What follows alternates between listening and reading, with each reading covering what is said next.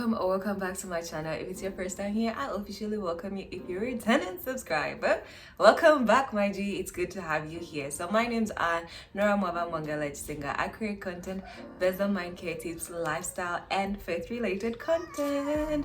So here today we have the voice behind your favorite MD. She's gonna introduce herself. That's me. Hi guys. So I'm Kunda, and well, I'm the face, the voice behind your fav MD here on YouTube. And yes, thank you for having me. I'm excited because it's the first time that we are doing the first of many collabs. The first of many. So we also did something on her channel. I'm gonna link the link to the video down in the description below. Make sure that you watch it and don't forget to share some love, and don't forget to subscribe. Subscribe. 2023, 1K. Let's go. Yeah. So today we're practically just sharing with you our 2022 reflection. I know this is like 2023, but this we're trying to share with you like our 2022 reflections that and just kind of like say where we want to work on this year of 2023, which areas we want to like adjust on, and yeah. First one has to be that I'm not too young to make some money. I don't have to be in the millions or in the billions, but a few hundred quarters here and there will make a whole lot of a difference, of those little things that your parents feel like, is that really necessary? But then you want to just enjoy something. So it's like, definitely I'm not too young to make some money, and I'm planning some businesses here and there. Yeah, that's the first one. I think I also did have like a moment of that, because I think for some reason you always feel like okay, because of where I work, I'm kind of like the youngest person in my department, so there's that whole feeling like where people are stepping on your toes and taking you serious. So that's usually like, that had me feeling like, oh my god, I'm still young or something like that. But then eventually I had to like grab this whole shoe, like, you know what, I might be young, but then I'm qualified for this job. I need to act like somebody who's qualified and not play the edge trick on that. Learning how to have naked conversations about my emotions, and yeah, because I suck. I'm a strong woman. I'm a strong woman, but I think I had to learn it the hard way when I had to learn how to be vulnerable, like stated like when I'm down, like just be open about like, you know, listen, I'm down, I'm feeling this particular way. I think it's really important, because keeping things to yourself, you can go crazy. Like, you can literally go crazy. It's kind of connected to my next one. My next one is that getting professional help doesn't mean that you don't have valuable people around you. Yeah. So I got professional help for the first time, I think like 2 months ago, and it was so refreshing. It felt like magic. It was like, oh my gosh, why didn't I know about this before? So it's like, talking about doesn't mean the people around you aren't valuable. It's not that the people around you can't give you something meaningful, and they're like, but then someone who's qualified to help, someone who's not biased, just makes a whole lot of a difference. And then personally, I prefer talking to people who don't know me. When I'm giving like pouring out my emotions, I just find it easier to talk to people who don't know me and they don't have an idea of me, so they would give advice based on what they've known about it. They have like a fresh blade to talk about something. I find myself most vulnerable when I'm in a like professional setting, therapy, counseling.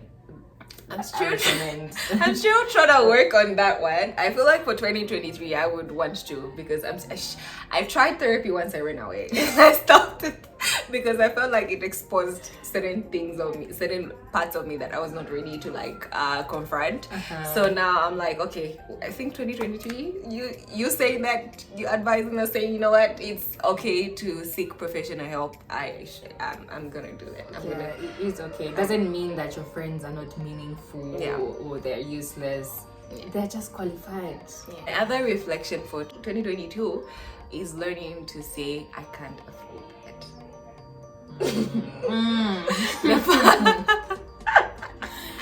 I literally had to learn it the hard way. When I say I literally had to learn it the hard way, is that I found myself in a very horrible financial pit, because I think I'm big on supporting my friends, like supporting my friends' businesses, apart from supporting, I mean, just anybody who comes like, I'm selling this whole product, like if I know you and I see how you push it, I would want to buy. I would want, but I literally had to like find myself in a place where financially it was really horrible, like really horrible, because I started getting blood pressure and stuff like that. It was stressing me. So then I had to learn it the hard way, that saying no, I can't afford it, or no, I don't need this particular thing at this particular point is okay, and you're not letting anybody down when you do that. True. That's what my last 6 months of this year have been. It's like I have to think, no, is this really needed? Is it necessary? How further is it taking me away from the goals that I want financially? Because it's like year in, year out, it's like, oh, I want to save this much. But then you're also like, no, life is for enjoying. Money will come back. But then after you spend for something, it's like, I don't think I could have afforded that. Like, I could have kept this for something more meaningful. Maybe not even meaningful, but add it to your savings. It could come in when necessary. Definitely. Saying that you can't afford it has been a lesson. Ukuitana, feeling like, oh my gosh. Because I literally, for me, like, I think after that whole financial journey, I went 2 good months without like giving myself the necessity things, the things that I know I need. I need. I had to go through that. I'm like, let's not lie to ourselves anymore. If we can't afford something, just say we can't afford it. It's fine. But do you think you managed to draw the line between being selfish to yourself and knowing that you can't afford something? I'm still learning how to not be selfish to myself, and knowing that I can't afford something. I'm trying to, I think I'm really coming 2023. I think that's one thing that I neglected in 2022 is 2022 I was really selfish on myself. Like I was really big on my investments and my savings, such that I kind of neglected that aspect of taking care of myself. So yeah, I was really selfish. So I'm really trying to get to that place where I'm like, find that balance of, yes, I am saving, I am putting my money in the right things, but then I'm also getting what I want, and I'm happy at the end of the day. I'm not so frustrated about it. Like, why am I getting up every single morning? I don't want that. The next one is that 2 are better than 1 is not always about relationships.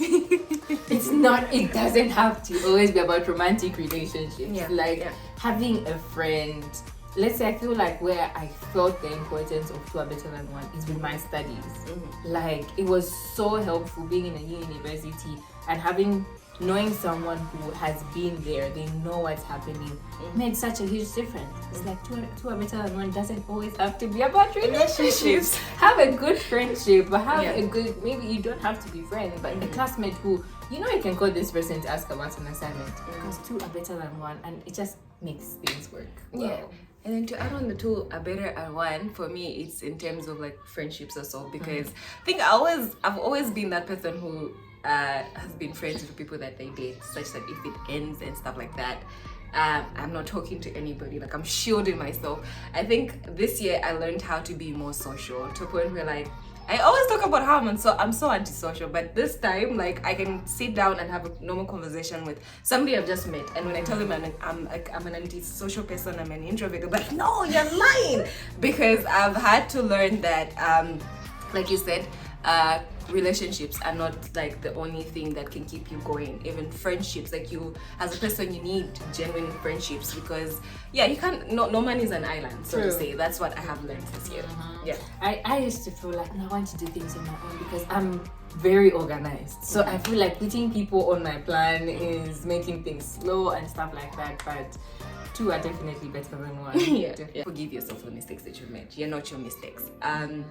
I struggled with that because, let's say maybe if you've placed certain faith in people and then they let you down, you start to try and figure out like, but then where did I go wrong? So like you try and take the blame, and maybe I'm not good enough in this particular place, maybe I need to work on this and stuff like that.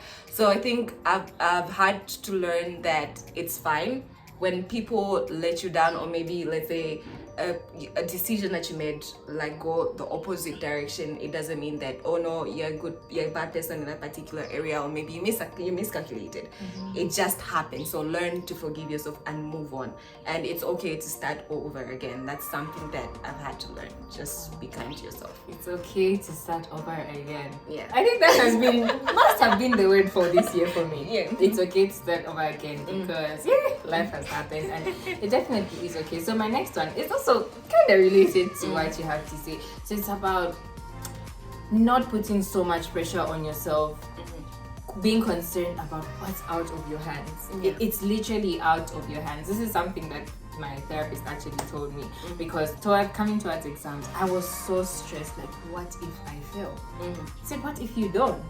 And if you've done your best, you're studying and everything, you've done your part, like you've literally done your part. If it so happened that you failed, it doesn't define you. You may have missed a step or two, but it really doesn't define you, and you may have to start again, which may not feel like the best thing when you're thinking about it in the future. But then why think about it in the future, and can use your energy to work on how you want the best outcome? Literally, that's one of them. And I think the part about, like, you know, being somebody who's really organized, you tend to struggle the moment when failure comes your way, because you're like, wait, but I planned it, like I made sure that every step, like I did plan it, but then the moment it comes on you, accepting it is really hard.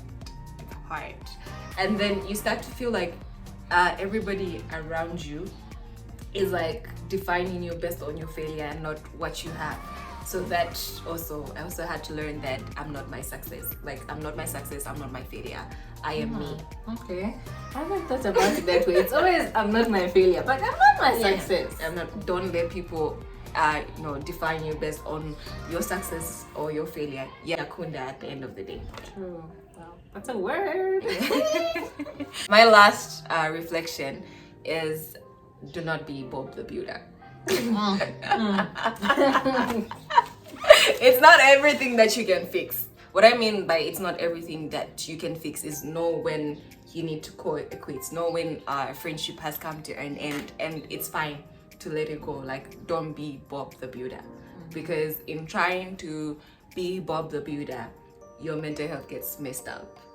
You lose yourself, and by the time you realize that, okay, you know what, I can't fix this, I can't build this, I need to let go of it, you are now at this journey where you have to start finding yourself again, trying to redefine yourself. So yeah, that's something that I had to learn. I'm not Bob the Builder. I think I'm still learning it, because I like to help people. I just like to be there for people. Yeah. So I recently was asking my friend, like, oh, someone needs some help with this and that. How do I help them? And then she told me how to help. I'm like, I already told them that, and they said it's not working. And they said, that's the best shot. So you've done your part. They shouldn't burden you with this continued thing. Oh, but how do I fix this? How do I fix this? We've given them a solution that's the best, and they don't want to take it up. So now this shouldn't now start drowning you. Like, oh my gosh. So yeah, I'm not Bob the Builder. And also learning how to, like, you know, because one thing about being somebody who loves to help all the time, guys, need to prioritize. Because I think there's certain times where I deprived myself of certain things because I was just constantly making a lot of sacrifices. Some of those are necessary. Like, when I think of it now, like, they are necessary sacrifices. Coming to understand, saying it's not everybody that you can help. And it's okay. It really is okay. So my last one is, life is now should be applied with wisdom.